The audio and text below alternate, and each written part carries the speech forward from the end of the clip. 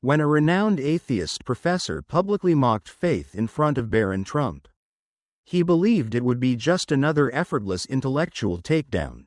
After all, he had spent decades dismantling religious arguments with surgical precision, reducing believers to hesitant murmurs in the face of his relentless logic. He thought this time would be no different.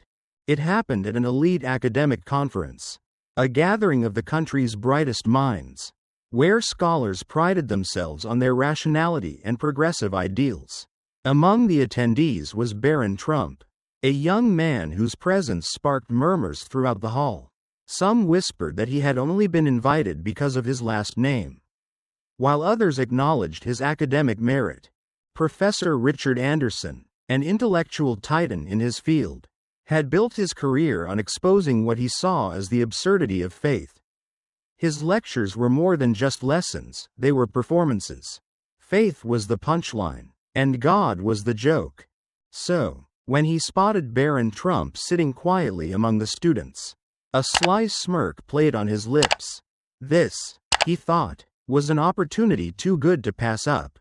What he didn't know was that this time, the story wouldn't end the way he expected.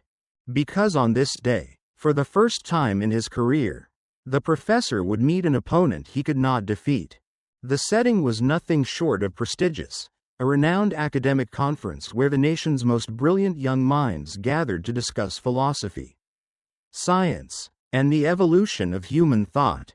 It was the kind of event where scholars reveled in their own intellect, where progressive ideals were paraded as unquestionable truths, and where faith was often treated as a relic of a less enlightened age. The vast lecture hall gleamed under the warm glow of overhead lights, its high ceilings and polished wooden floors lending an air of grandeur to the occasion. Hundreds of students, professors, and researchers filled the tiered seating, their murmurs a low hum of anticipation. Today's speaker was none other than Professor Richard Anderson, a man whose reputation preceded him. This wasn't just a lecture. It was an intellectual battlefield, and in the eyes of many, the outcome was already decided. Professor Richard Anderson was no ordinary academic. With 3 decades of teaching under his belt, he was a figure both revered and feared in scholarly circles. A master orator, he had made a name for himself by dismantling traditional beliefs with ruthless efficiency, earning a cult following among those who saw faith as an intellectual weakness. To Anderson, religion was a crutch, a comforting illusion for those too afraid to embrace reason. His lectures weren't mere discussions, they were performances, filled with sharp wit, biting sarcasm, and calculated mockery designed to elicit laughter from his audience. Many who dared to challenge him had left his classroom humiliated, their arguments reduced to shreds under the weight of his relentless logic. Today would be no different. At least, that's what he thought. As he scanned the room, his sharp gaze landed on a particular student seated near the middle, Barron Trump. A slow smirk crept onto his face. He knew exactly how this was going to play out. Unlike most of the other students in the room, Barron Trump wasn't whispering or shifting nervously in his seat. He sat with quiet composure, his expression unreadable, his posture relaxed but attentive. There were many rumors about him. Some dismissed him as merely the son of a former president, a privileged young man riding on his last name. Others, however, knew better. Barron had earned his place at this conference through academic excellence, not political connections. Those who had spoken to him recognized his intellect, measured, precise, and far sharper than most assumed. Still, no one expected much from him today. Not against Professor Richard Anderson. Barron was young, and Anderson was a titan in his field. It was a battle that, to the outside world, seemed hopelessly one-sided. But those who underestimated Barron Trump had never seen him in a battle of wits. And today, he was about to prove that even the most towering intellects could be brought to their knees. Professor Anderson stepped up to the podium with the confidence of a seasoned warrior entering an arena where victory was all but assured.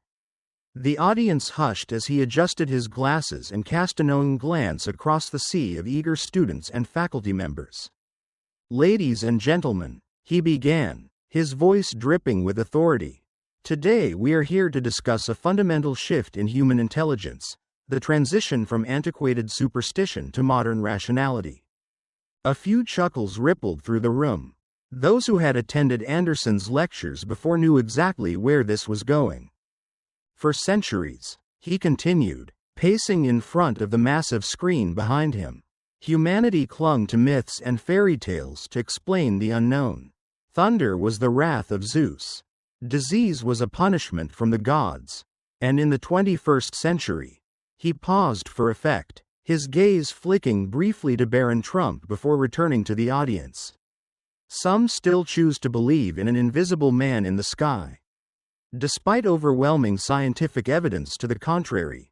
This time, the laughter was louder. Students nodded in agreement, their expressions a mixture of amusement and admiration for Anderson's boldness. The professor gestured toward the large projector screen, where a sleek graph appeared, its downward slope unmistakable. "As you can see," he said, tapping the screen with his pointer, "studies have consistently shown an inverse correlation between intelligence and religious belief. In simple terms, the smarter you are, the less likely you are to believe in supernatural fantasies." Another round of laughter. Anderson turned back to the audience, a smug grin forming at the corners of his mouth. He thrived on this. He was in his element. "Of course," he continued, feigning sympathy, "there are those who struggle to accept this reality. Family traditions, cultural indoctrination, these things make it difficult for some to evolve intellectually. Isn't that right, Mr. Trump?" The laughter died down into murmurs. Heads turned toward Barron, some students whispering, others leaning forward in anticipation. Barron, however, did not flinch. He sat perfectly still, his expression unreadable. His eyes met Anderson's with unwavering calm. That moment of silence stretched longer than Anderson had expected. Something about Barron's stillness unsettled him. But, dismissing the thought, the professor pressed on, believing he had already won the battle before it had even begun. A heavy silence followed Anderson's direct challenge. The room, once alive with laughter, now felt charged with anticipation. All eyes turned to Barron Trump, waiting to see if he would remain silent or attempt to defend himself. Then, slowly, he rose from his seat. The movement alone commanded attention. Unlike many students who wilted under Anderson's intellectual glare, Barron displayed no sign of discomfort. His posture was steady, his expression composed. And then he spoke. "Professor, are you suggesting that minds like Isaac Newton, Max Planck, and Albert Einstein were intellectually deficient because they believed in God?" The room froze. It wasn't just the words, it was the delivery. Calm, measured, unshaken. For the first time, Anderson hesitated. It was brief, nearly imperceptible, but those paying close attention noticed the flicker of surprise in his eyes. Then he chuckled. It was the kind of laugh meant to reassert dominance. A condescending dismissal. "Ah, the classics," he said, shaking his head. "Newton, Planck, and Einstein were undoubtedly brilliant, but let's not forget they were products of their time. They didn't have the tools, the knowledge, the advancements we have today. Had they lived in our era, they likely would have abandoned such outdated beliefs."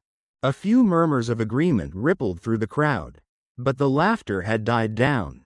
The tension in the room had shifted. This wasn't going to be the effortless victory they had expected. Barron didn't flinch. He let Anderson's words settle, then delivered his next blow. "Then tell me, Professor, what about modern physicists like Francis Collins, the director of the Human Genome Project? Or Sir Roger Penrose, who has done groundbreaking work in quantum mechanics? Are they also products of their time, despite living in the 21st century?" A murmur ran through the audience. Anderson's smirk faltered, just for a moment. This wasn't the stumbling, Emotional defense he had anticipated. This was precise, calculated, and worst of all, logical. A few students exchanged glances. Others, who had initially laughed at Anderson's mockery, now leaned forward in their seats, intrigued. For the first time, it wasn't just a lecture. It was a debate, and it was only just beginning. Anderson exhaled sharply, his posture stiffening. The usual rhythm of his debates, mockery, dismissal, triumph, had been disrupted. He wasn't used to pushback, and certainly not from a student. But he refused to back down. "Ah, classic deflection," he said, shaking his head. "You're throwing out names and appealing to authority. But that doesn't change the fundamental truth. Religion has no place in modern science. It's obsolete, a relic of an age when humans needed myths to explain the unknown." The professor's voice had taken on a sharper edge, his confidence now laced with irritation. Barron remained unfazed. If anything, he looked more composed than before. "If religion is so obsolete," Barron said, his voice calm but deliberate, "then perhaps you can explain the origins of consciousness? Or why the fundamental constants of the universe are so finely tuned that even the slightest variation would make life impossible." Anderson scoffed. "Ah, the God of the gaps argument. When you can't explain something, you assume divinity must be the answer." "Not at all," Barron replied smoothly. "I'm not claiming that gaps in our knowledge prove God. I'm pointing out that you dismiss the possibility of God while relying on gaps in scientific understanding to support your position." Anderson narrowed his eyes. "That's nonsense. We don't need God to explain these things. Science will figure it out, just as it always has." There it was. Barron let the words linger for a moment before stepping in for the final blow. "So what you're saying is, you have faith that science will one day answer these questions?" A ripple ran through the audience. Anderson hesitated, his jaw tightening. "That's not faith. That's confidence in the scientific method." "And yet," Barron continued, his voice unwavering, "you ridicule those who have faith in God, while placing your own unquestioning faith in the idea that science will eventually explain everything. Isn't that its own form of religious devotion?" A murmur spread through the lecture hall. Some students, who had been nodding along with Anderson earlier, were now shifting uncomfortably. Others were glancing between the professor and Barron, their expressions contemplative. For the first time, Anderson seemed cornered. He opened his mouth to respond. But for a moment, just a moment, nothing came out. And that silence spoke louder than any answer he could have given. The tension in the lecture hall was suffocating. The smug confidence that had once radiated from Professor Anderson was gone, replaced by a visible stiffness in his posture. His fingers gripped the edges of the podium, knuckles whitening. He opened his mouth to speak, perhaps to launch another counterattack, to reassert control, but the words faltered before they could escape. For the first time in his long career, Richard Anderson was at a loss. Barron, however, showed no sign of relenting. "Professor," he said, his voice carrying across the silent hall, "you wield your academic authority as a weapon, using it to silence those who disagree with you. But science, true science, is not about ridiculing ideas. It's about seeking truth, even when that truth challenges our assumptions." The words hung in the air, heavy and undeniable. Anderson swallowed hard. He had made a career out of exposing logical fallacies, outmaneuvering intellectual opponents with ease. Yet here he was, standing before a student, and he had no response. The silence stretched. Then, from the back of the room, a single clap rang out. It was hesitant at first, uncertain. Then another joined in, and another, and then, like a wave crashing onto shore, the entire hall erupted into applause. Some students leapt to their feet. Others, who had earlier laughed along with Anderson's jabs, now looked at Barron with something else in their expressions, something closer to respect. Professor Anderson remained rooted in place, his hands trembling against the podium. He had entered this debate expecting an easy victory. Instead, he had become the lesson. The applause still echoed through the grand lecture hall. But Professor Anderson no longer heard it. He stood motionless, his mind racing, his carefully constructed arguments reduced to scattered fragments in the wake of Barron's unwavering logic. Slowly, he sank into his chair behind the podium. The once pristine notes on his desk, the statistics, the studies, the clever jabs, now felt meaningless. His hands trembled slightly as he reached for them. But he stopped halfway, staring at his own fingers. How had this happened? For years, he had dominated these debates with ease, effortlessly dismantling opposition with intellect sharpened like a blade. And yet today, against a student, he had been disarmed, not through mockery, not through blind faith, but through calm, relentless reason. Across the room, Barron Trump returned to his seat, his expression unchanged. There was no smugness, no gloating. He did not revel in the professor's defeat, nor did he look to the crowd for validation. He simply sat back down, as if nothing extraordinary had just transpired. That, perhaps, stung the most. A presence moved beside Anderson. He looked up to see Professor Thompson, a longtime colleague who had observed the entire exchange with quiet amusement. Thompson placed a hand on Anderson's shoulder, his voice low but firm. "Richard," he said, "maybe it's time to reconsider what truly makes a person intelligent." Anderson didn't reply. He simply stared at the empty space where Barron had stood moments ago, a gnawing realization creeping into his chest. Maybe, just maybe, he had been wrong. As the lecture hall emptied, whispers filled the air. Some students hurriedly typed notes into their phones. Others exchanged wide-eyed glances, already discussing what they had just witnessed. A debate that was meant to be a simple humiliation had turned into something far greater, a lesson that would be remembered long after the conference had ended. And as Professor Anderson sat in silence, staring at the notes that had once been his shield, he understood, perhaps for the first time in his career, that true intelligence was not about tearing others down. It was about seeking the truth, wherever it may lead. What had begun as just another lecture soon became the most talked about intellectual showdown in academic circles. The moment the video of the debate surfaced online, it spread like wildfire. It was shared on student forums, debated in philosophy departments, and dissected in late-night discussions across universities. Professors who had once echoed Anderson's sentiments found themselves facing a new wave of critical thinkers. Students emboldened by the realization that intelligence and faith were not mutually exclusive. Anderson's iron grip over his domain had been shaken. At first, he tried to continue as if nothing had changed. He still lectured, still held his usual air of authority, but something was different. His words no longer carried the same weight.